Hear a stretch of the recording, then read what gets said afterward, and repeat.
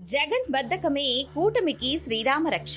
జగన్ గోల చేసే లోపే సర్దుకుంటున్న కూటమి. అన్యాయంపై ప్రశ్నించే లోపే దిద్దుబాటు చర్యలు. వైసీపీకి ఏమాత్రం ఛాన్స్ ఇవ్వని ప్రభుత్వం. జాగ్రత్తగా గమనిస్తే వైఎస్ జగన్ కు పోరాటం చేసే ఛాన్స్ ఇవ్వడం లేదు కూటమి ప్రభుత్వం. ఫర్ ఎగ్జాంపుల్, పొగాకు రైతుకు గిట్టుబాటు ధర లభించక సతమతమవుతున్న వేళ జగన్ పోరాటానికి పిలుపునిచ్చారు. పొగాకు మార్కెట్ కు వచ్చి రైతుల పక్షాన నిలబడ్డారు కూడా. కానీ అదే సమయంలో కేంద్ర మంత్రినే పిలిపించి పొగాకు బోర్డు తరపున ఇంకాస్త ఎక్కువ ధర ఇచ్చి కొనాలంటూ కోరారు సీఎం చంద్రబాబు. సో రైతు హ్యాపీ. ఆ తర్వాత మామిడిని రోడ్లపై పారబోయాల్సిన పరిస్థితి. అప్పుడు కూడా వైఎస్ జగన్ మామిడి రైతుకు అండగా వచ్చారు. జగన్ వస్తున్నారని తెలిసి మామిడి మద్దతు ధరను పెంచారు. రైతుకు కొంతవరకు ఉపశమనం. మొన్నటికి మొన్న యూరియా కొరతపై ఆర్టీఓ ఆఫీసుల దగ్గర ఆందోళనలు పిలుపునిచ్చింది.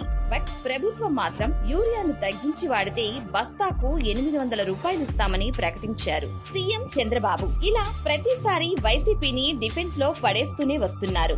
నిజానికి మెడికల్ కాలేజీల ప్రైవేట్ పరం అంశంలో వైసీపీకి బంగారం లాంటి అవకాశం దక్కింది. పోరాటానికి బోలెడంత స్కోప్ ఉంది. కానీ అనుకున్న మైలేజ్ దక్కించుకోలేకపోయింది. ఎందుకంటే పీపీపీ మోడల్లో మెడికల్ కాలేజీలను ప్రైవేట్ కు ఇస్తున్నారన్న విషయం జనానికి కనెక్ట్ అవ్వడం లేదు. ఈ విషయంలో ప్రజలకు అర్థమయ్యే రీతిలో చెప్పడంలో ప్రతిపక్షం దారుణంగా విఫలమయ్యింది. సో ఇక్కడ ప్రభుత్వానిదే పైచేయి అయ్యింది.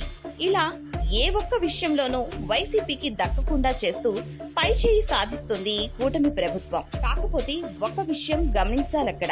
ఎక్కడ జగన్ రియాక్ట్ అవుతారో, జనంలోకి వస్తారో, ఎక్కడ పోరాటాలు చేస్తారోనని ప్రభుత్వం చాలా జాగ్రత్త పడుతుంది. ప్రతిపక్షానికి మైలేజీ దక్కకుండా చేస్తుంది. ఈ విషయం తెలుసుకోలేకపోతున్న జగన్ ట్వీట్లు, ప్రెస్ మీట్లకే పరిమితం అవుతున్నారు.